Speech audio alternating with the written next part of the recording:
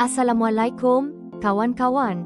Pernah tak kita rasa macam hidup ni kosong, tak ada hala tuju, asyik mencari-cari apa sebenarnya makna di sebalik semua ni?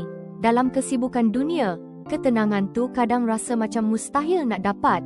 Tapi sebenarnya, ada satu rahsia besar yang Tuhan dah janji pada kita. Satu pegangan yang kuat untuk setiap langkah hidup kita. Janji ini bukan janji biasa, tapi datang terus dari kasih-Nya yang tak pernah habis. Tuhan berfirman, "Aku akan berjalan di antara kamu dan akan menjadi Tuhanmu." Imamat 26:12. Fikirkanlah, Tuhan yang Maha Besar tu nak berjalan sekali dengan kita, setiap hari, setiap masa. Ini bukti cinta Dia yang tiada tandingan.